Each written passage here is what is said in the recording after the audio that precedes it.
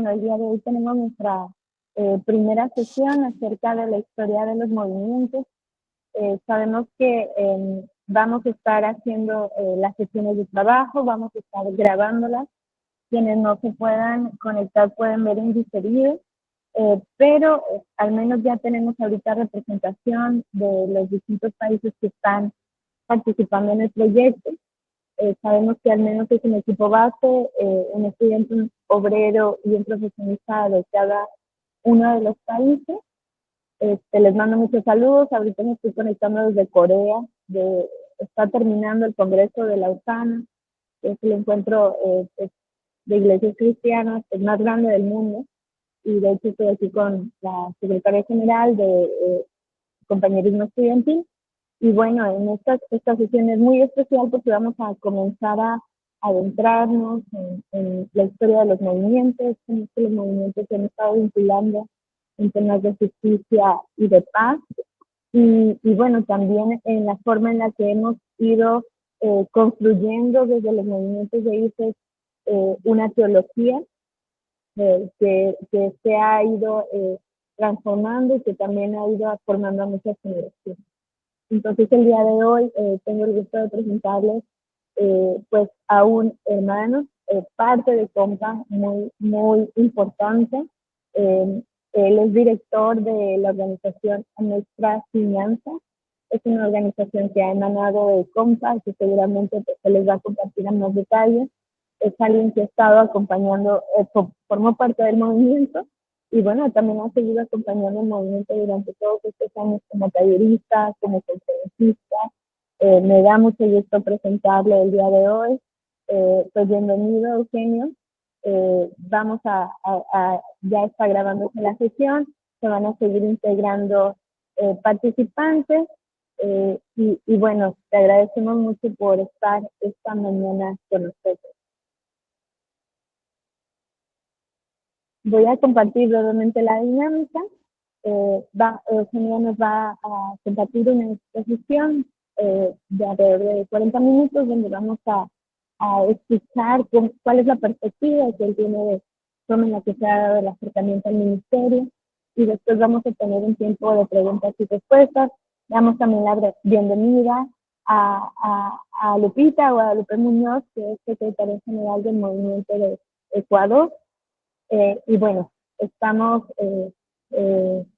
comenzando estos diálogos de reflexión sobre la historia de los movimientos. Entonces, bienvenido, Eugenio, nos da muchísimo gusto tenerte aquí con nosotros y bueno, te voy a ceder ya el... Muchas gracias, Andy. Pues un gusto estar en familia. Yo soy quizá de los más viejos, algunos de ustedes no habrían nacido cuando yo estaba en Compa, en el año 76 justamente. Y con mucho cariño de ver aquí gente que la veo como familia. En el 81 conocí UCU Colombia, estuvimos allá en una reunión del movimiento del IFES. Luego estuve con René Padilla ahí en Ecuador, acompañándola a dar unas conferencias. Y pues estas son oportunidades muy lindas. También saludo a Mari, nuestra secretaria aquí en México. Y como ya les decía, comenzamos en el 76.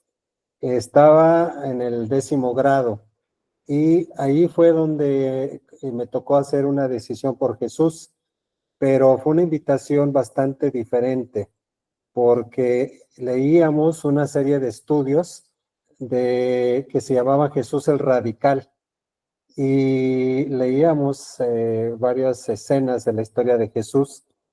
Y lo que yo agradezco es que no me invitaron a aceptar a Jesús en mi corazón, que era lo tradicional, sino que a través de esos estudios me preguntaron si quería seguir a Jesús. Y eso cambia mucho, porque cambia de una dinámica pasiva a una dinámica activa. Y algo que fue muy significativo, y lo leo, es Mateo 9, 35 a 38, donde dice que Jesús recorría todos los pueblos y las ciudades, enseñaba en las sinagogas, anunciaba las buenas noticias del reino de Dios y sanaba a la gente que sufría de dolores y de enfermedades. Y al ver la gran cantidad de gente que lo seguía, Jesús sintió mucha compasión porque vio que era gente confundida, que no tenía quien la defendiera. Parecían un rebaño de ovejas sin pastor. Jesús les dijo a sus discípulos, son muchos los que necesitan entrar al reino de Dios, pero son muy pocos los discípulos para anunciarles las buenas noticias. Por eso pídanle a Dios que envíe más discípulos para que compartan las buenas noticias con toda esa gente. Y respondimos, sí, Señor, quiero seguirte, ser tu discípulo y acompañarte en esta tarea. Úsanos. Nos volvimos, pues, una generación de seguidores y enamorados del Jesús bíblico, el que recorría los pueblos y las aldeas, sanando al pueblo de todas sus dolencias. Y subrayo, todas las necesidades humanas con integralidad, sin separar la misión como hacen muchos hoy, a un solo estado del ser. Jesús atendía todos los aspectos de la vida, sin nuestros sesgos actuales de si es más importante lo espiritual, lo material, el alma, la mente. Y esto se completaba con una lectura de Lucas 4, donde Jesús viene a la sinagoga conforme a su costumbre, le dan el libro de Isaías, lo abre y lee esta parte que dice, el Espíritu del Señor está sobre mí, por cuanto me ha ungido para dar buenas nuevas a los pobres. Me ha enviado a sanar a los quebrantados de corazón, a pregonar libertad a los cautivos y vista a los ciegos, a poner en libertad a los oprimidos, a predicar el año agradable del Señor, es el reino de Dios expresado como jubileo, y enrollando el libro lo dio y se sentó, todos lo miraban y comenzó a decirles, hoy se ha cumplido esta escritura delante de ustedes. Y por si fuera poco, ya habíamos respondido al llamado de ser discípulos. Y aquí nos encontramos en este punto de la historia en el que Dios nos incluía a construir la tarea del reino de Dios que Él había instituido. Estuvimos impactados por este llamado, por el desafío. Teníamos como misión ser seguidores del Jesús bíblico, el que rompe paradigmas, que resalta especialmente que el carácter de Dios es justo y misericordioso para quienes sufren, para los que son oprimidos, para los excluidos, para los empobrecidos, etc. Conocimos a Jesús que salva, pero también sana. Y pueden traer a su memoria la historia donde unos amigos meten por el techo a una persona enferma y Jesús le dice, tus pecados te son perdonados. Y hay toda una polémica con los fariseos que tenían una perspectiva religiosa y dice, ¿por qué perdonas pecados? Solo Dios. Y dice, sí, pues también sano. Y ese es el reino, un reino que salva, pero que también sana, y que perdona, y que libera, y que restaura, y que descubre, y que cuestiona fuertemente la religiosidad basada en sacrificios y ritualismos inútiles y que no agradan a Dios.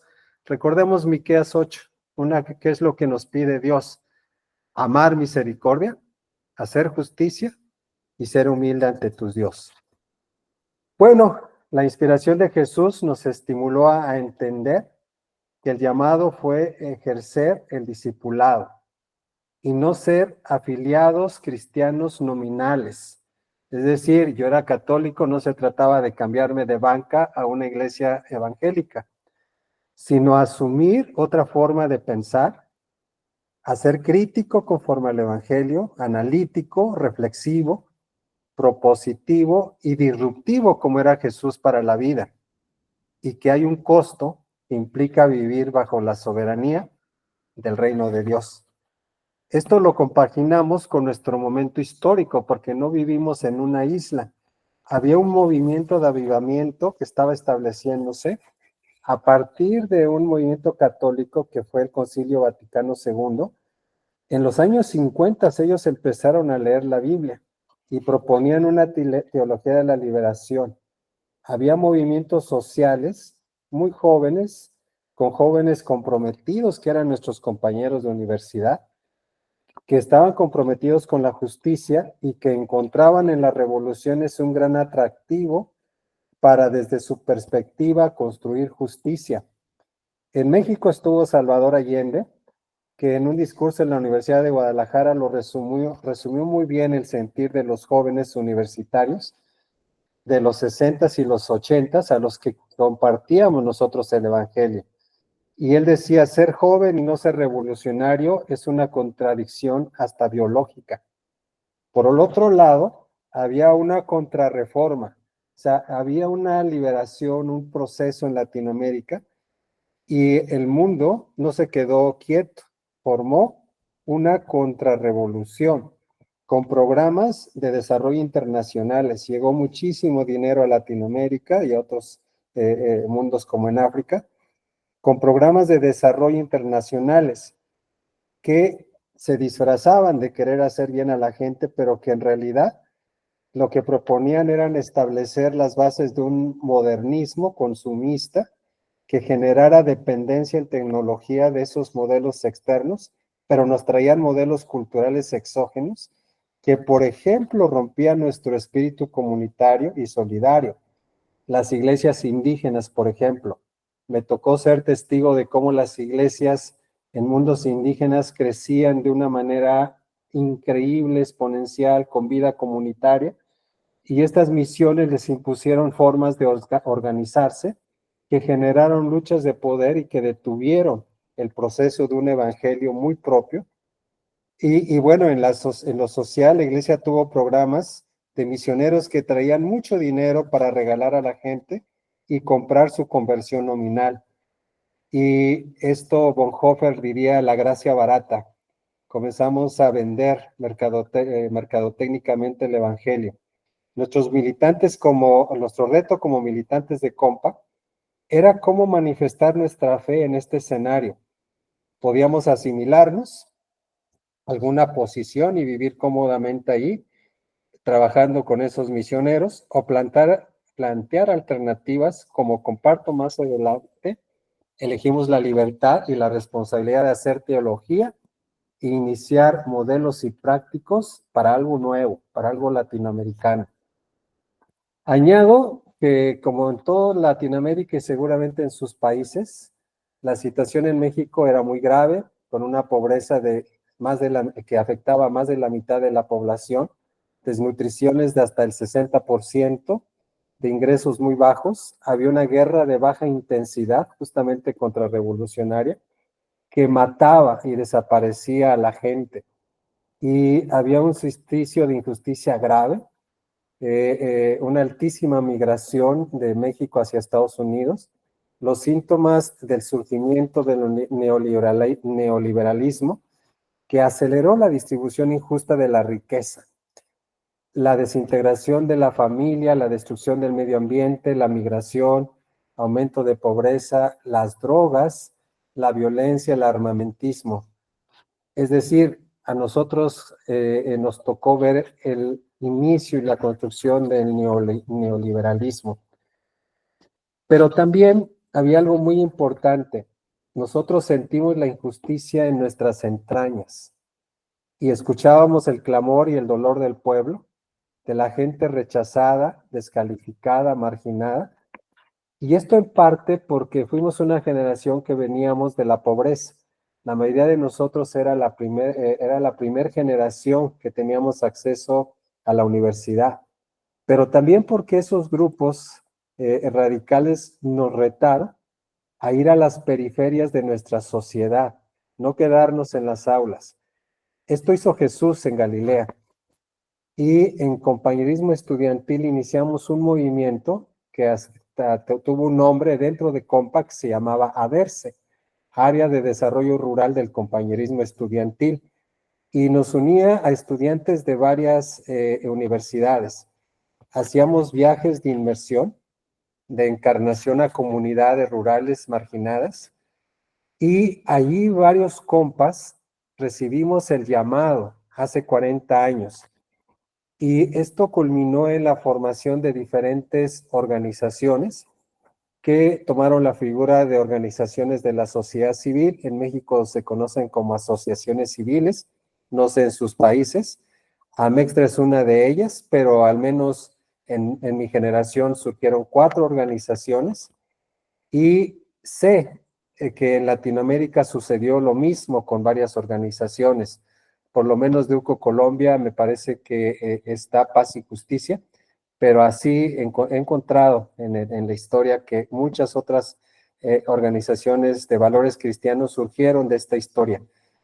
Y hay decenas, pues, de organizaciones con estos valores cristianos.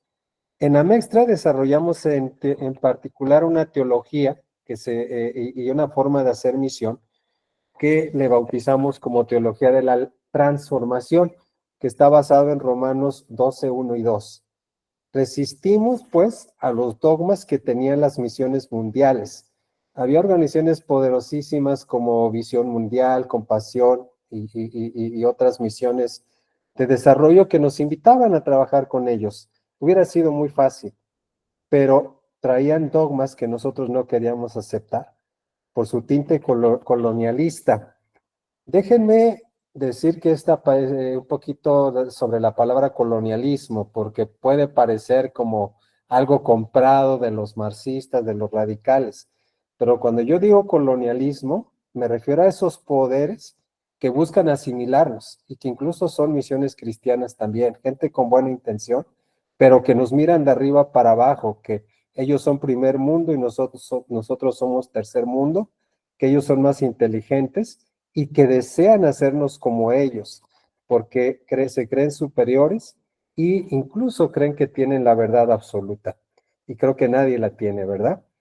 Y deseaban generar dependencia y controlarnos con dinero y otras maneras. Y bueno, ayudó mucho que en nuestras reuniones del IFES, porque había varias reuniones, yo así conocí Colombia y AUCO en el 81, había una gran formación bíblica y teológica con liderazgos fuertes. Ahí en el 81 conocí justamente a René Padilla, a Samuel Escobar, a Pedro Arana, a Jorge Atiencia, que era el secretario en Colombia en ese tiempo, y había más teólogos, Orlando Costas, y gente de la fraternidad teológica latinoamericana que surgió también alimentado por muchos de los estudiantes que veníamos de estos movimientos. Pero también fuimos influidos por autores internacionales como Juana Macay. Si no han leído el libro del Otro Cristo Español, es muy interesante en términos de misionología. Leímos a John Stott, nos nutrió en cuestiones de bases teológicas, sus estudios de Romanos, etcétera. Y había Juan Stam, no recuerdo si todavía vive, él escribía mucho sobre Apocalipsis, la parte escatológica, un gran autor, F.F. Bruce. Yo fui alimentado grandemente por sus introducciones al Nuevo Testamento.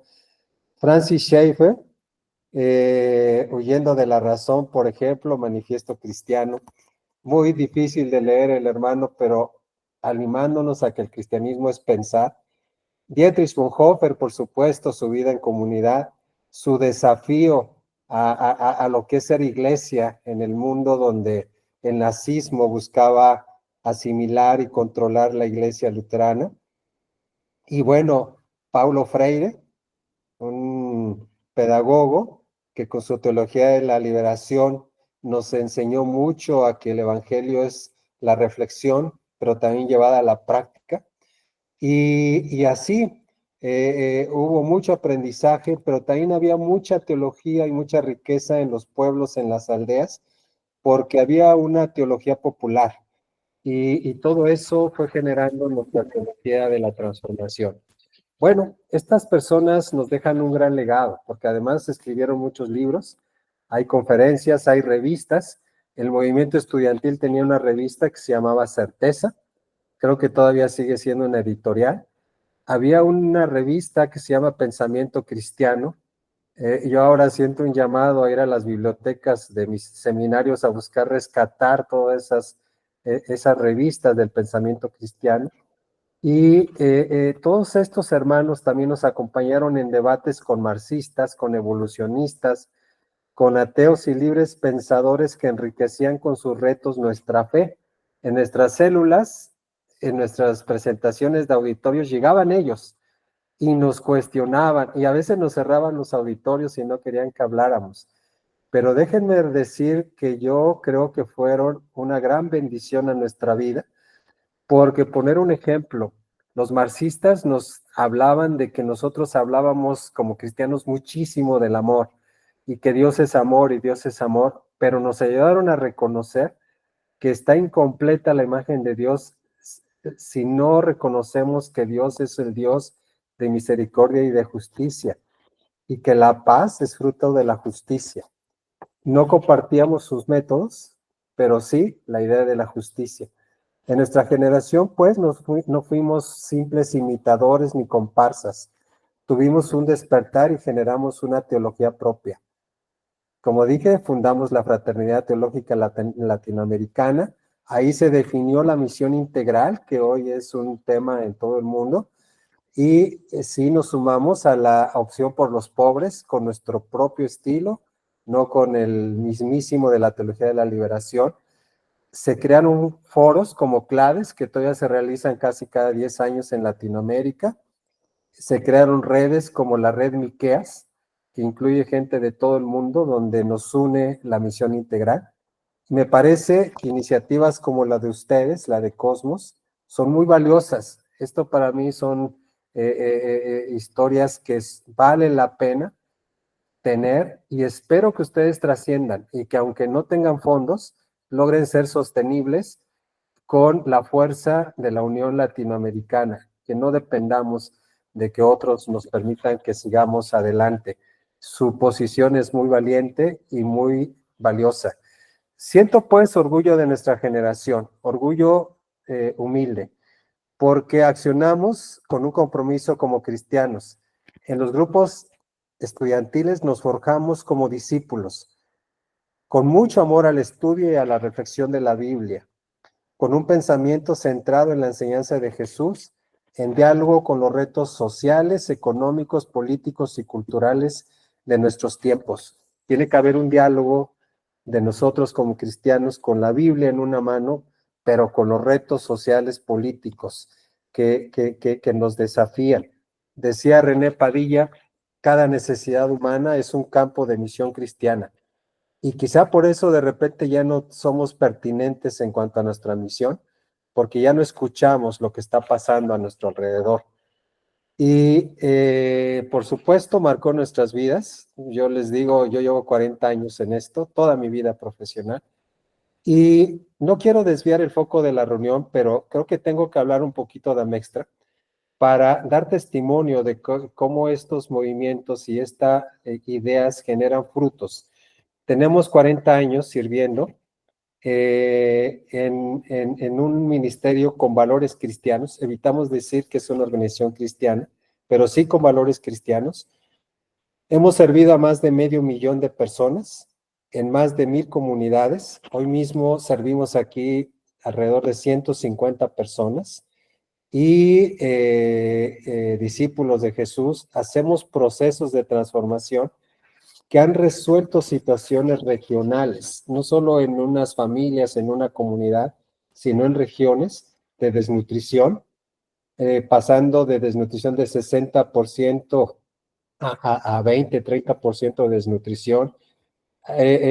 Mejorado el asunto de la violencia, la desintegración familiar, la baja producción en sus campos, la destrucción del medio ambiente, los bajos ingresos. Por poner un ejemplo, en Amextra Finanzas, donde ahora, que es parte de un grupo que forma Amextra, donde ahora estoy enfocado como director, les puedo decir que cada año canalizamos 10.5 millones de dólares en créditos a pequeños grupos y personas que viven en marginación y que generan cada mes 1,200 negocios. Imagínense, 1,200 negocios que les dan la oportunidad de renunciar a trabajos mal pagados o donde tenían que viajar 5 o 6 horas de su tiempo para llegar a las grandes ciudades, y que les están dando los recursos para que sus hijos vayan a la universidad, para que tengan una vida más sana, que puedan disfrutar tiempos en familia, que construye comunidad, porque generan una economía circular donde ellos mismos también se consumen unos a otros. Y muchos programas los realizamos con iglesias, hay iglesias que han sido inspiradas también a servir. Y no es el propósito hablar de Amextra, pero pueden entrar a su página. En realidad es una organización con un impacto muy amplio y reconocido socialmente en muchos sentidos. Y aprecio este espacio que me permite compartir nuestra experiencia y que pudiera inspirar a las nuevas generaciones del IFES para construir movimientos y entrenar discípulos que sean los profetas de este su momento histórico, con las propuestas del reino de Dios. Sueño o soñemos, si quieren, que los movimientos estudiantiles hagan teología, hagamos teología, no imitemos doctrinas irreales intrascendentes para Latinoamérica, que se lea la realidad de nuestras áreas de estudio y de manera interdisciplinaria, que seamos sujetos de nuestra historia, que respondamos a problemáticas reales con creatividad. Sé que esto no es ser fácil. Al ser cristianos que pensamos con libertad y conciencia, por ejemplo, a nosotros se nos calificó de marxistas, de liberales, de rebeldes, y cuando lo hacían no nos desanimamos ni nos sentimos mal, porque así lo hicieron con nuestro maestro, e incluso lo llevaron a la cruz. Cuando hacen esto nos sentimos orgullosos de que creemos que estamos haciendo algo bien por el Evangelio. Y no desmayamos sabiendo que es una responsabilidad para los cristianos de todos los tiempos. Yo creo que el diablo quiere conquistar nuestras mentes y dejarnos con un evangelio domesticado y religioso, alejado de la vida. Los poderes del mundo luchan y siempre han luchado por diluir el cristianismo. La historia lo registra desde el origen de la iglesia primitiva, entre quienes querían un cristianismo judaizante y los que querían uno con libertad. Y Pablo fue un gran ejemplo, encabezó un movimiento que mantuvo la unidad y fidelidad a la fe, reaccionando contra estos movimientos judaizantes. Pero lo hizo haciendo teología, negociando y dando testimonio del movimiento del Espíritu. O sea, hay que construir todo esto. Hoy se observa que varios movimientos protestantes de México, estoy hablando de mi país, son aliados, subalternos y cómplices de movimientos ultraconservadores católicos. No soy anticatólico, pero usan la iglesia para intentar mantener el poder político de la iglesia sobre el Estado. Los católicos que arman tanta bulla en nuestros países no están defendiendo el evangelio, están defendiendo su poder, porque ellos se quedaron fijos en el tiempo que la iglesia y el papa ponía gobernadores y sujetaba al Estado. Y yo creo que no podemos ser ingenuos. La iglesia cristiana evangélica no puede sujetarse a esas influencias neocolonialistas. Es lamentable que no demos testimonios de una fe que respeta la separación entre el Estado y la iglesia, a Dios lo que es de Dios y al César lo que es del César. Y que en lugar de eso, con humildad, busquemos servir a la sociedad y no dominarla. A través de la historia esto se ha repetido consistentemente, con pretextos de raza, de género, de la guerra y la paz, de la supremacía de un grupo, sea blanco o lo que sea. Lo más actual se presenta en Palestina, donde en nombre de Dios se desarrolla un genocidio, cuyo fin es eliminar a un pueblo para ocupar sus tierras. Y por eso es parte del desafío de cada generación el mantener la fidelidad del Evangelio, separando la cizaña del trigo. Pero tenemos que ser cristianos que tengan propio pensamiento, que seamos críticos. Y un poco pensando en su desafío sobre la paz, recuerden que el cristianismo llegó a América con la espada y la cruz, es decir, con la violencia y la religiosidad forzada, y que hay que reconstruir la historia, reescribirla, romper paradigmas que se manifiestan e incluso se han fortalecido de otras maneras. Porque ese colonialismo no se ha terminado. Les pongo un ejemplo. En los últimos 30 años en este país, en mi país, los grandes capitales nos siguen despojando. En 30 años se han llevado el doble del oro y la plata que en 300 años de la colonia española. En solo 30 años se llevaron más lo de 300 años. Y la teología y la enseñanza que hoy predomina en nuestras iglesias, espero que no en nuestros movimientos estudiantiles, porque nuestros movimientos estudiantiles debían ser las reservas espirituales, lugares donde la fe se mantenga viva. En estas iglesias estamos repitiendo enseñanzas que provienen de fuera.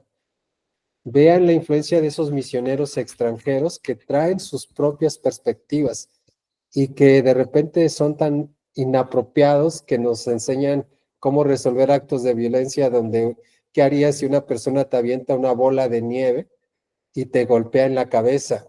Cuando aquí nosotros no tenemos nieve. Esto que estoy diciendo es una ridiculez para no ponerme a hablar de cosas más complicadas, pero ese es el tipo de teología que nos traen. Y porque los latinos nos hemos vuelto flojos si no estamos creando teología y les hemos entregado en la iglesia y nos negamos a crecer y transformarnos. Si queremos ser trascendentes y sanar y salvar nuestra sociedad y la creación entera, hay que reasumir nuestra posición. Y creo que me quedan 5 minutos todavía, creo que no he agotado mi tiempo, ¿verdad, Sandy? Creo que lo he usado bien. Me gustaría, y con mucho atrevimiento, reiterar esto. A mí me gusta mucho estar aquí en el movimiento de Compa, me fascina cuando me invitan, me fascinan estos foros y gracias Andy y todos los que me invitaron a estar hoy con ustedes. Espero que no me cierren la puerta porque si suena radical y a lo mejor suena a que sigo en los 70s y en los 60s con otra cultura, pero yo estoy convencido porque los movimientos estudiantiles y profesionistas en la vida de la iglesia y de la fe son sumamente estratégicos para el reino de Dios. Aquí se están formando los liderazgos nacionales e internacionales. Aquí va a haber la voz fuerte de la iglesia del futuro. ¿Y cómo podemos profundizar? Yo no conozco hoy ya a fondo los movimientos estudiantiles, no les conozco a fondo lo que ustedes hacen, pero con atrevimiento y quizá, perdonen la falta de, quizá de que no sea tan apropiado, pero hice una lista de cosas que quisiera proponer que consideremos. Tenemos que seguir formando discípulos compasivos y comprometidos con el reino de Dios, no personas nominales.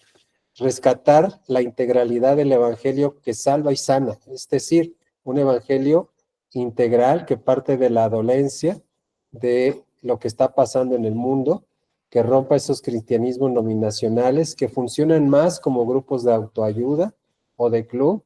Mi propia iglesia sí funciona, pero yo sigo yendo porque siempre hay señales del reino ahí, pero parece más un grupo de autoayuda y que no nos cuestionen el compromiso cristiano, mientras seamos buenos tipos, mientras nos mantengamos como miembros de una buena, de un club social llamado iglesia. Apoyemos a que se puedan reconocer los dones. Ustedes ahí tienen gente con muchos dones en la universidad, pero hay que ayudarlos a reconocer esos dones y animarlos a que ejerzan su profesión con vocación de servicio. Inspirarnos en Jesús para no privilegiar las comodidades de trabajos exitosos por dinero, por fama, y orientarlos a usar su profesión en servir a nuestros prójimos. Yo escucho a muchos jóvenes de nuestros movimientos pensando en cómo hacerse ricos, dónde van a trabajar para estar con fama o ser más cómodos. Creo que el evangelio debe incomodar. Hagamos teología y misión transformadora sin imitar ni copiar modelos exógenos. Hay cosas buenas, pero filtrémoslas. Animar el inicio y fortalecimiento de ministerios que promuevan la justicia y la paz con valores cristianos. Yo sí creo que no han surgido mucho en los últimos años más movimientos que vayan a la sociedad con nuestros valores cristianos. Creo que hay que seguir organizando foros, consultas, reuniones como estas, que en diferente forma nos lleven a la reflexión para un diálogo entre la Biblia y los retos sociales, culturales, políticos y económicos. No temamos las diferencias, no nos aislemos por miedo o por fanatismo. Hay que invertir fuertemente en la formación seria con capacitaciones, en seminarios. Yo creo que en los movimientos estudiantiles hay que tener y recuperar buenas bibliotecas. A mí me da pena lo que hoy leen los estudiantes. Disculpen la crítica, pero leen autores gringos intrascendentes. Y creo que hay muchísima literatura valiosa que hay que rescatar y que hay que animar a la gente a que lea. Llevar a los estudiantes a comunidades marginadas, no por entrada y salida o para hacer algo para la gente, sino para vivir un tiempo sin hacer nada y que conozcan la vida de la gente de manera abierta. Esto yo lo he visto poderosísimamente. Hay gente o estudiantes que en algunos momentos se han ido a vivir a las comunidades, no para hacer las cuestiones tradicionales de como gente buena ir a hacer cosas para la pobrecita gente, sino que vayan y conozcan el valor de la gente, los recursos de la gente. Los que viven un cambio y una transformación somos los que vamos, no es la gente a la que pensamos que hay que ir a cambiar. Pero hay que ir a esas regiones, que conozcan el mundo real. Promover que se escriban ensayos o lecturas sobre la realidad, amplia y sectorial. Me puedo imaginar estudios bíblicos donde digan, vamos a escribir sobre tal tema, en la que se pudiera aplicar su carrera y sus intereses y posiblemente se generen llamados de Dios para usar sus vidas en el reino de Dios. Integrar el aprendizaje y la experiencia de proyectos de servicio para la justicia y la paz. Creo que tenemos que sistematizar, escribir, compartir todas las experiencias que estén a nuestro alcance. Pues espero que haya sido de provecho y que la gracia de Dios esté con cada uno de ustedes en lo que hacen, en lo que desarrollan. Y muchísimas gracias por la oportunidad de pensar de nuevo en la historia y en cómo surgimos y en estos temas. Yo aprecio la oportunidad y bueno, me tienen las órdenes si tienen comentarios. Quieren conocer más de Amextra, ahí hay páginas web, solo tienen que poner a Amextra, AMXTRA, y les va a llevar a diferentes áreas de la organización que tiene diferentes entidades. Tiene una parte social, la microfinanciera, un área de servicios profesionales, comercialización. Espero que haya sido de provecho y muchas gracias nuevamente. Muchas gracias, Eugenio, por regalarnos este tiempo. Ha sido pues muy inspirador y retador todo lo que nos has compartido. Y bueno, tú nos has comentado bastantes temas, ¿no? Cómo los estudiantes fueron desafiados en su contexto, por su contexto, cuando tú eras estudiante, no dejarnos llevar por lo que llamaste la gracia barata. Nos comentaste que había un área de desarrollo rural en compañerismo estudiantil y cómo a partir de este ejercicio surgieron organizaciones civiles. Nos hablaste sobre el tema de la dependencia, de esta colonización del pensamiento y cómo debemos incentivar una teología latinoamericana, la importancia de leer los libros para leer nuestra fe, de escribir y reflexionar, ¿no? De generar espacios donde los estudiantes escriban.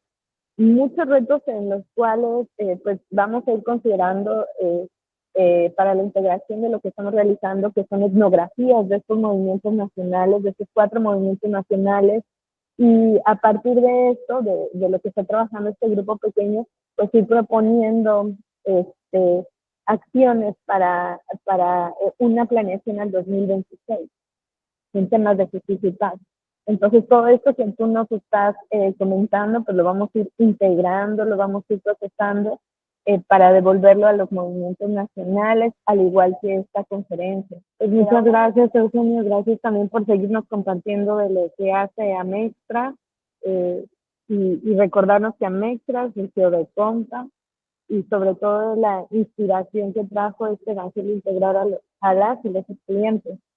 Y pues es lo que estamos reflexionando en este espacio de diálogo, en este pequeño grupo que está realizando las etnografías de 4 países, 4 movimientos nacionales. Ahí Lorena ya puso la página de Amexa en el chat. Entonces, agradecemos mucho todo lo que nos has compartido el día de hoy. Ten por seguro que vamos a retomar esta charla en todo el ejercicio que estamos haciendo junto con las y los secretarios generales de Colombia, Ecuador, México y El Salvador.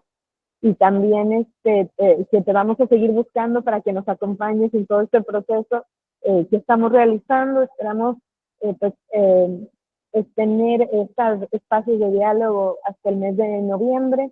En el mes de diciembre y enero llevar a cabo proyectos de servicio en estos 4 países y en el siguiente año tener un encuentro ya presencial en alguno de estos 4 países para poder ir integrando todas las reflexiones que vamos a tener tanto en este espacio de diálogo como en la práctica, ya en las comunidades y también a través de distintos ejercicios que vamos a estar realizando con las personas de los movimientos nacionales. Entonces, pues, es un poco lo que estamos desarrollando. Te agradecemos mucho tu participación y bueno, vamos a dar espacio a nuestro siguiente ponente del día de hoy, que viene representando al movimiento de El Salvador. Y bueno, voy a dar pasar el micrófono a Deli para que le presente. Y nuevamente muchas gracias a todos. Y bueno, pues también agradecerle a Onan Martínez Moreno, que es nuestro siguiente ponente. Nos acompaña desde El Salvador. Gracias por estar aquí. Él, pues su área, su disciplina es la administración de empresas, tanto de licenciatura como de maestría. Y pues también se ha desempeñado en esa área en cuanto a experiencia laboral. Ha sido consultor empresarial y de emprendimiento, ha coordinado también proyectos para desarrollo económico local y pues también laborando como docente en educación superior. Actualmente, pues él es director del Centro de Desarrollo de la Micro y Pequeña Empresa, especializado en transformación digital. También fue parte del Movimiento Nacional de IFES en su país, que es MOOC, por ahí por la década de los 2010, me corrige si me estoy equivocando. Entonces, pues estamos muy felices de tenerte aquí con nosotros, con nosotras. Pues aquí hay profesionistas, estudiantes, obreros, tanto de Ecuador, Colombia, México y también de El Salvador. Entonces te damos la bienvenida, Onan, y tienes tu tiempo. Muy bien, muchas gracias, buenos días, gracias por la presentación. Primero que nada, también por la oportunidad, porque me ha permitido refrescarme, me ha permitido también actualizarme con algunas experiencias que ya nos compartía Eugenio, lo cual me ha parecido muy bueno y que de entrada pues me hacía pensar. Nuestra realidad, a veces uno cree que solo a uno le pasa o esos problemas solo uno los enfrenta y no, hay mucha gente también en espacios universitarios, en movimientos universitarios que pasa esas mismas situaciones y yo creo que por ahí viene también mucho de esto de construir comunidad en estos espacios porque también nos permite identificar, escuchamos algo que ya nos ha pasado en otra voz, en otra cabeza, pero que también nos puede a nosotros servir de aprendizaje porque no siempre abordamos las cosas de la mejor manera y justo como mencionaba Eugenio, esto pasa muchos errores y bueno, como movimiento en El Salvador, un movimiento bastante joven, y pequeño también, también las condiciones del país no es que sea tan grande el país. De hecho, cuando participé en un espacio en Enfol en el 2008 en México, casi que sacando cuentas, el movimiento en la UNAM era similar o un poco más grande que el movimiento en El Salvador completo. Entonces eso ya me ponía a mí en contexto, ¿verdad? De que a qué tamaño nos encontramos. Pero bueno, de mi parte, pues compartirles un poco cómo se da este acercamiento con este tema y principalmente con esta labor que desde el movimiento se desarrolló y se ha desarrollado por mucho tiempo. En un primer momento, yo creo que sirve de mucho que los movimientos cristianos en la universidad, justamente, aunque no deben dejar de hacer el llamado, aunque no deben dejar de hacer esa proclamación de Cristo en las universidades, no es eso con lo que se llega de entrada, sino que hay a veces un tema de compañerismo, un tema de apoyo, un tema de respaldo de consejos en problemas propiamente de la vida o cuestionamientos que uno se va haciendo ya en su propia formación personal, y que llega alguien de tu misma edad, medianamente de tu misma edad, que comprende tu contexto y que te va orientando también, ¿verdad? Yo creo que también esa es como una llave que nos va permitiendo los movimientos universitarios.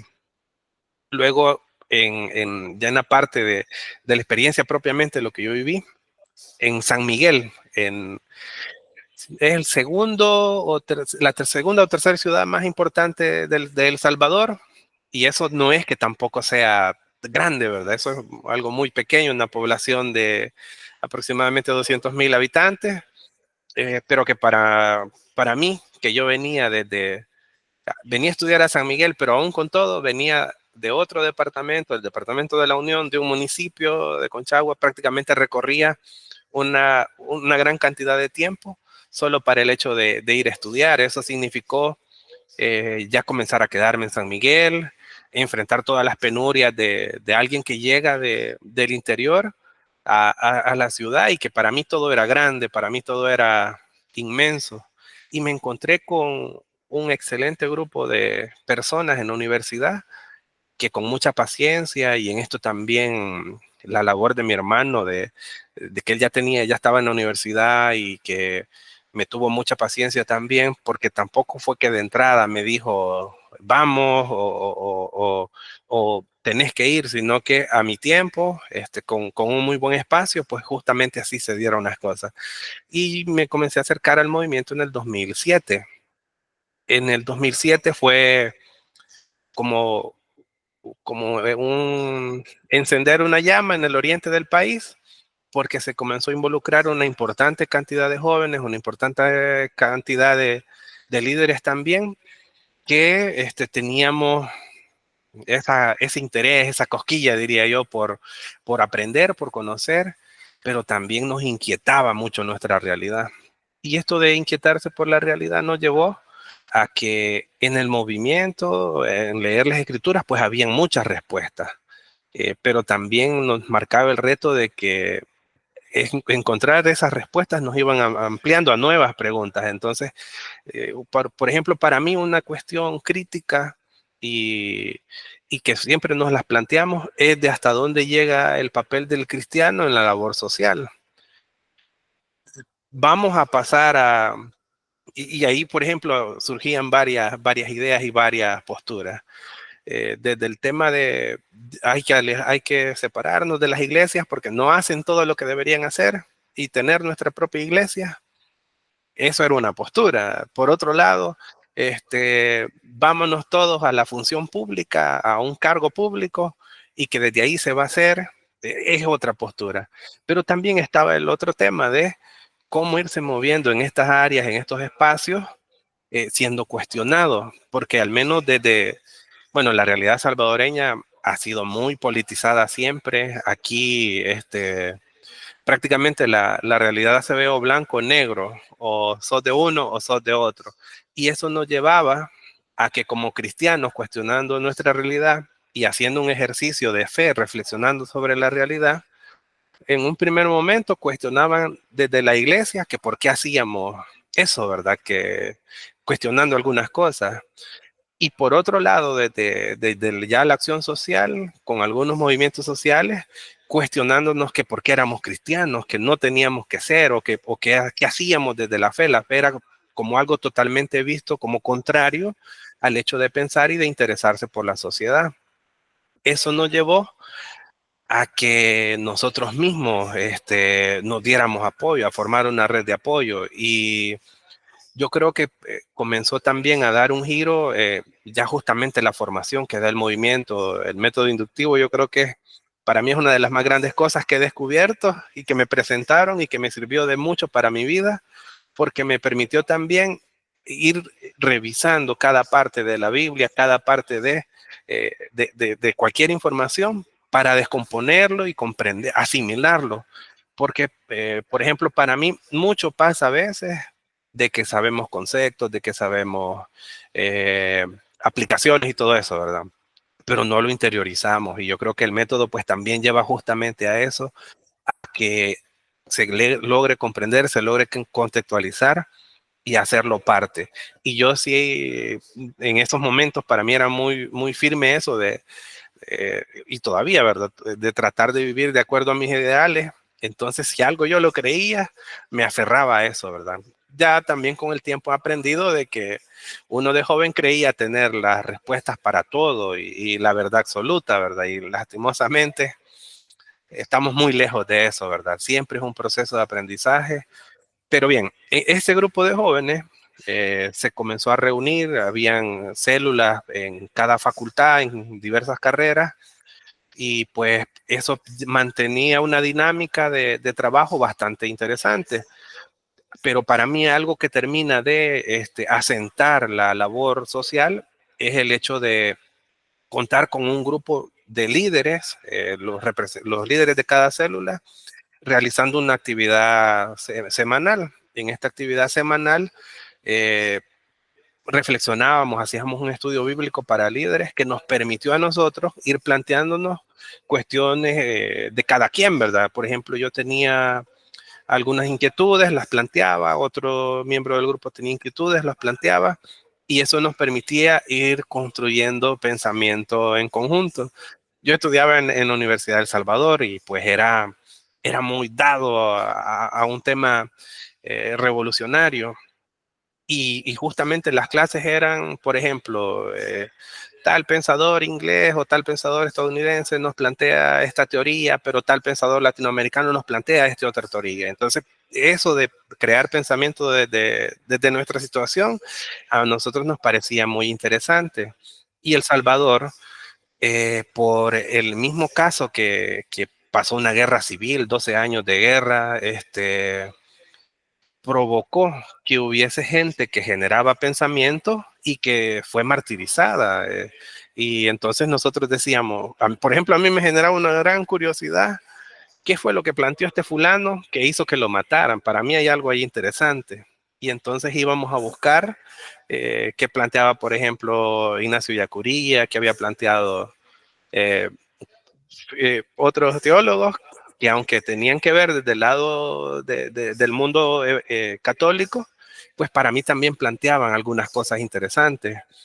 En ese sentido, para mí fue determinante eh, dar una respuesta, porque para mí no se quedaba solo con comprender una realidad, sino con ver qué hacemos. Y entonces, como grupo de jóvenes, comenzamos con algunas actividades que tenían que ver con cena para personas sin hogar en la ciudad de San Miguel. Eso nos llevaba, era directamente con fondos propios. Y en esto es interesante porque un grupo en el que prácticamente todos venían de afuera, no, buena parte, al menos la mitad no éramos de la ciudad, también era una interrogante que íbamos a cenar esa noche nosotros, pero aún ese grupo logró resolver para salir al menos a cubrir esa parte, ¿verdad? Y yo creo que esto era como un aliciente para esa inquietud, no es toda la respuesta a eso, ¿verdad? Pero para mí eso era como un aliciente a las inquietudes que yo iba teniendo en ese momento. Después se logró establecer, y que para mí fue quizás una de las prácticas más enriquecedoras, los campamentos de servicio. Estos campamentos de servicio nos llevaron a hacer algunas cosas bien y otras no tan bien. Porque, por ejemplo, yo recuerdo nuestro primer campamento de servicio en la zona norte de Morazán, aquí en el oriente del país, atendiendo en una iglesia en el que la mayoría de la población es indígena, son cacahuiras, todos productores de hamacas, pero las producen excelentes hamacas, las mejores que se pueden imaginar, y ellos nos contaban que se las vendían al intermediario a aproximadamente en ese momento unos $20, y las hamacas las vendían en $300 el intermediario. Entonces para mí eso era como exageradamente chocante ver que haya alguien sumido en una situación muy empobrecida, mientras que el intermediario pues se llevaba con todo eso. Y en ese primer campamento, pues nosotros incluso nos planteamos hacer conseguir nuevos, tanto proveedores de materia prima como nuevos espacios de comercialización. No logramos dar respuesta a todos y créanme que eso me frustró mucho porque quizás también en ese momento yo padecía uno de los males que se padecen cuando se quiere hacer labor social desde la iglesia y es a veces uno tomar el papel del Salvador y no somos nosotros el centro de esto, ¿verdad? Entonces ni somos los que tenemos todas las respuestas y comprender que hacemos eso porque hay detrás una pasión por Jesús, una pasión por lo que Jesús enseñó, que es la que nos mueve y que no estamos nosotros siendo totalmente el rostro o la cabeza de esto, sino que tiene que estar en el centro, pues Jesús mismo, ¿verdad? Y entonces en ese campamento habían temas también de medio ambiente, todas las carreras de los profesionales que participamos de esa actividad fueron puestas en un taller. Y temas de medio ambiente, en la noche reflexionábamos qué nos había parecido compartir con la comunidad y se daban muy buenos debates. Y yo recuerdo que ya desde ese espacio a mí me comenzaba a llamar la atención que hay algo en la sociedad, que hay algo en el sistema económico que no funciona y que me permitía o que me hacía a mí cuestionar en ese momento qué es lo que estaba pasando. Pero también allí viene el otro espacio, ¿verdad? Uno a veces quiere plantear respuestas o quiere plantear recetas para un problema del que tal vez no conocemos. Y entonces para mí siempre se me hizo como una premisa muy importante aquel hecho de que solo se transforma lo que se conoce. Y en eso de transformar lo que se conoce, me llevó a involucrarme de una realidad, me llevó a involucrarme de que hay una superestructura detrás que permite que esas condiciones se den así de esa manera.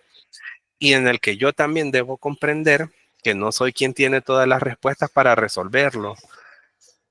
Dicho eso, después tuvimos otro momento en el que ya se compartía también, aparte de los campamentos de servicio, esas experiencias de cómo organizarnos para el próximo campamento de servicio. Y quizás en nuestra cabecita quedaba como aquella comunidad ya la ayudamos y ya le resolvimos la vida, ¿verdad? Erróneamente pensando nosotros eso.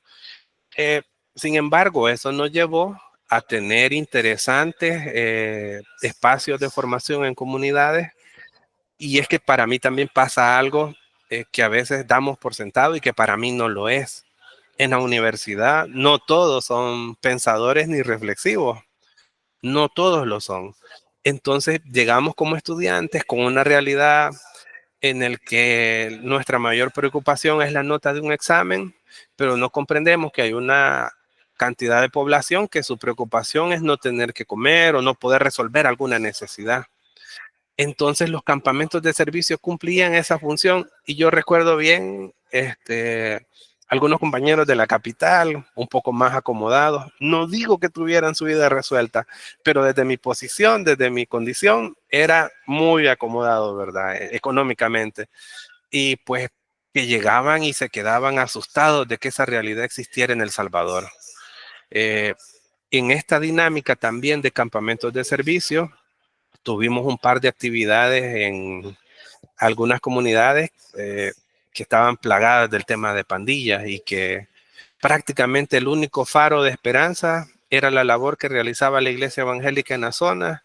Y cuando llegábamos era prácticamente la iglesia diciéndole a estos grupos, nos van a visitar estudiantes universitarios, van a ingresar a esta hora, van a estar en este lugar y les pedimos que nos permitan trabajar con sus hijos, porque justamente eso llegábamos. Ya tal vez teníamos claro que muy poco se podía hacer con los padres de familia que ya estaban en esas actividades, pero que con los hijos pues sí había una considerable oportunidad, ¿verdad?, para trabajar. Eso nos llevó, y sinceramente yo ahora, ya con mente más mayor, yo lo pienso, Dios mío, ¿qué hacía yéndome a meter a esos lugares? Si eran lugares que salían en las noticias con cuerpos que aparecían por ahí, ¿verdad? Entonces, sin duda que esa pasión de joven lo movía a uno bastante, pero que ahora ya un poco más de grande comprendía que había un riesgo también detrás, había una situación que estaba viviendo el país y que era muy propia de nuestro país, pero que también en esos espacios hay espacios para generar, ¿verdad?, reflexión. En ese sentido, yo creo que también es de otro aprendizaje que nosotros obtuvimos o que considero yo que nos sirvió para reflexionar, es el hecho de que no tenemos todas las respuestas. Y como no tenemos todas las respuestas, eso llevó a una especie de diálogo desde el movimiento en el que yo comprendía perfectamente que tal vez no todos iban a desarrollar el papel eh, como de acción social. No digo, con esto no quiero decir que haya algunos que sí y otros que no, pero por ejemplo, yo tuve compañeros de misión que eran muy apasionados por el tema de la música y que la música era el tema de alabar, el tema de las alabanzas era el centro de ellos y se especializaron mucho en ese tema y a mí me parecía perfecto. Porque yo, si bien es cierto, no sé cantar, no sé tocar instrumentos, pero yo creo que como cuerpo de Cristo somos un complemento. Y entonces pues, surgió en un momento una postura, ¿verdad? Entonces, o todos se van a volcar a temas de acción social, o todos a cualquier otra cosa, ¿verdad? Y para mí no tenía que haber esa discusión, sino que cada quien de acuerdo a sus dones, ¿verdad? Cada quien de acuerdo a sus condiciones. Eso nos llevó quizás a que como espacio de Oriente, en San Miguel, pues sí tuviéramos como una posición más marcada para la acción social.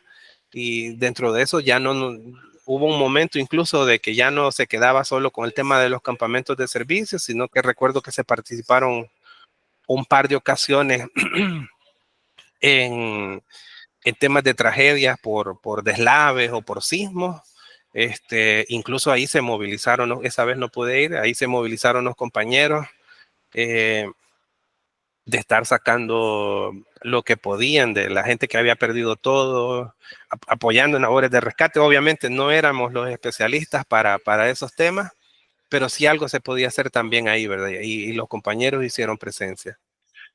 Y quizás ya por último, para mencionarles, para mí uno de los grandes y el último aprendizaje que yo consideraría que es importante es que cuando uno va a ser un profesional, bueno, me parece que en otros países le llaman profesionista, nosotros le decimos profesional, va a ser un profesional. No todos vamos a estar directamente inmersos en una realidad de instituciones o organizaciones que hacen labor social, pero desde el trabajo que hacemos también podemos imprimir ese sello de la formación que tenemos. Y pues yo sí tuve, gracias a Dios, la experiencia de laborar en organizaciones no gubernamentales que me permitieron tener presencia en comunidades muy complicadas, muy marginadas, que también el tema de violencia era horrible y llegar con temas de formación y habilidades para la vida y el trabajo. Y yo recuerdo que una pregunta que les hacíamos era, ¿cómo se ven de aquí a 5 años y cómo se ven de aquí a 10 años? Y buena parte de ellos, en el mejor de los casos, los que decían que se veían a 5 años, se veían fuera del país, viviendo en Estados Unidos, emigrando irregularmente. Pero ya responderse a 10 años era difícil porque no pensábamos mucho a futuro. El contexto también en el que vivían era bastante complicado, tanto económico como a nivel de delincuencia. Y bueno, yo trabajaba para una fundación en el que únicamente entraba porque la institución era respetada por la labor que hacían, ¿verdad? O sea, se tenía que ir con camisas, identificado, con el logo en el vehículo, y esa era la única manera de entrar. Y recuerdo que realizábamos un trabajo con, no sé si de unas minas de sal, con extracción de sal, en el que el trabajo para el día es pagado a 2.25 de dólar al día, y que buena parte de esta gente pierde la vista porque trabajar con sal y el reflejo del sol quema exageradamente la retina. Entonces, y esos eran los trabajos que ellos realizaban y a lo que podían aspirar ya una vez teniendo 14 años. Entonces, con un programa de formación que les planteaba un tema vocacional, pero que también era de hacer un plan de vida, un proyecto de vida. Y en este proyecto de vida y en este programa, de hecho, pues para mí viví una de las más grandes satisfacciones de poder acompañar a jóvenes que en un primer momento no tenían claro qué más iban a hacer en su vida y que a partir de eso, ¿verdad? Lograron darle un rumbo. Y por ejemplo, de ese grupo había un muchacho que está en quinto año, algo así, de la carrera de medicina, y que en su momento, cuando él planteó que quería estudiar, bueno, está estudiando enfermería, pero cuando él planteó que quería estudiar medicina, todos se le quedaron viendo como es imposible que logres eso, mira dónde vivimos, y ahora me lo encuentro y que eso, justamente el plan de vida y el proyecto de vida le llevaba a buscar lograr metas de corto plazo. Por ejemplo, terminó su bachillerato a distancia en modalidad flexible los fines de semana. Después logró conseguir una beca y prácticamente eso ha hecho que, que ahora pues ya esté en esas condiciones ya por graduarse de enfermería. No logra el doctorado en medicina, pero sí algo muy relacionado a lo que se había planteado.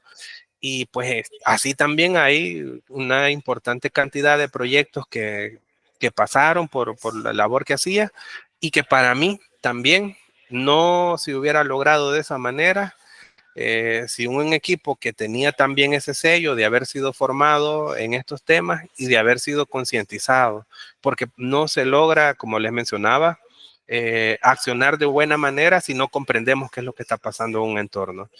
Y por último, ahora que tal vez ya directamente no tengo que ver con trabajo de campo, ya no, ahora trabajo en una universidad privada, en ocasiones ejerzo docencia para no olvidarlo, prácticamente únicamente estoy en el espacio de dirección de un equipo que atiende empresas, pero en esta parte también es muy importante que para mí el 60% del tiempo es garantizar la felicidad de mi equipo de trabajo porque yo tengo que darles las condiciones para que ellos hagan sus labores. Y ese sentido de comprender de que ellos deben estar bien, también es algo que ellos aplican con los beneficiarios de lo que hacemos, que tiene que ver entonces con esa parte profesional ejerciéndose en equipos de liderazgo que da las condiciones y que generan un buen ambiente para que ellos también trasladen eso a la población beneficiaria. Y yo creo que por ahí iría principalmente lo que les podría comentar. Y pues muchas gracias por el espacio y estoy abierto a cualquier comentario o pregunta.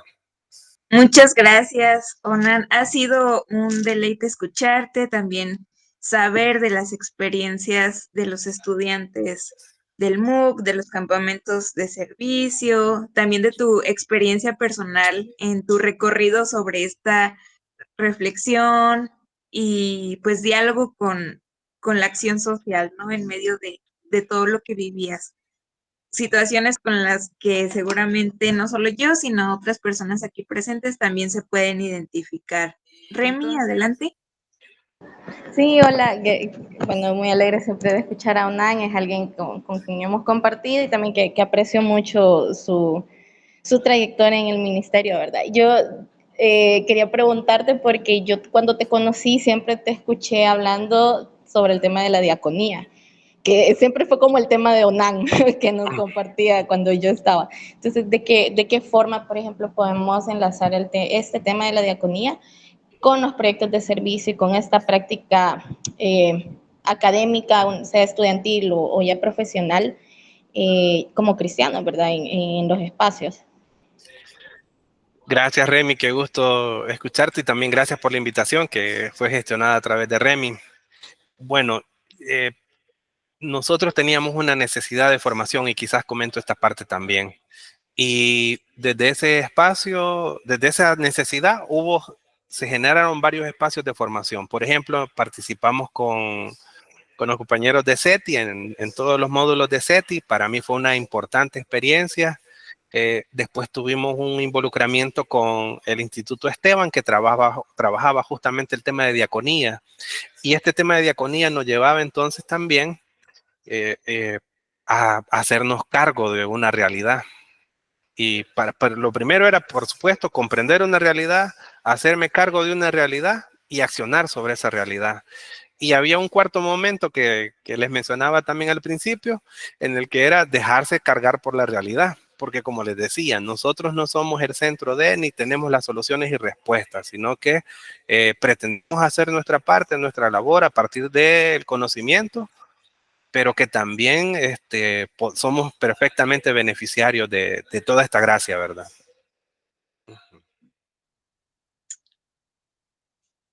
Muy bien, creo que son todas las preguntas. Hubo pues bastante diálogo, hubo buena reflexión. Entonces agradecemos también por tu tiempo, Onan. Gracias por acompañarnos. Y pues abrazos hasta El Salvador. Y pues ojalá sigas recibiendo información acerca de nuestro proyecto y de cómo nos sigue yendo por acá. Excelente, muchas gracias por la invitación y pues nuevamente también felicidades por este esfuerzo que están realizando. Van a encontrarse tal vez muchas dificultades y posturas, pero hay que buscar también reconciliar estas cosas con la labor de la iglesia. Gracias. Y sí, muchas gracias por los ánimos, tanto que Eugenio también nos compartió y Onan también. Entonces, vamos a orar y pues agradecer a Dios por Eugenio, por Onan, y seguir poniendo en manos de Dios nuestras vidas y nuestros proyectos. Puedo pedirle a Sandra si nos acompañas haciendo la oración de cierre, por favor. Claro que sí, oremos. Señor, te agradecemos mucho por este espacio, porque nos has recordado tu fidelidad y la inspiración que nos da el Evangelio para poder ver a nuestro prójimo, ver su necesidad, ver sus habilidades, ver su contexto y reflejarnos a nosotros mismos, Señor. Gracias por estas generaciones de estudiantes que fueron valientes, que fueron empáticos, que fueron solidarios y que hicieron no solo escuchar tu palabra, sino volverla praxis, volverla por obra. Gracias porque también nos siguen inspirando a lo largo del tiempo y nos retan a también preguntarnos qué es lo que tenemos que hacer en este momento, qué es lo que tenemos que hacer hoy para poder seguir siendo sensibles a las necesidades del contexto. Oramos por estos dos movimientos nacionales para que tú los sigas fortaleciendo, para que sigas inspirando a esta generación en medio de todos los retos que representa la hiperconectividad y también nuevos retos como el calentamiento global, como los géneros, como la violencia y la desigualdad en el que sigue permeando nuestro país. Te pido, Señor, que tú nos animes, que nos des sabiduría para registrar estas experiencias, pero también nos des sensibilidad para proponer, para seguir integrando este ejercicio de sistematización que estamos haciendo. Ayúdanos a escuchar tu palabra, la que sigue inspirando a lo largo del tiempo. Agradecemos mucho por la vida de Dios. Bendice su ministerio, bendice todo lo que hace. También te pedimos por uno, también bendice todo lo que hace en la universidad y guárdale, Señor, y sigue guiando para inspirar a otros. Te pedimos también, Señor, por cada uno de los participantes, por los que están aquí, por los que no pudieron venir el día de hoy, para que tú nos sigas llevando en este camino que nos hicimos. En tu nombre oramos.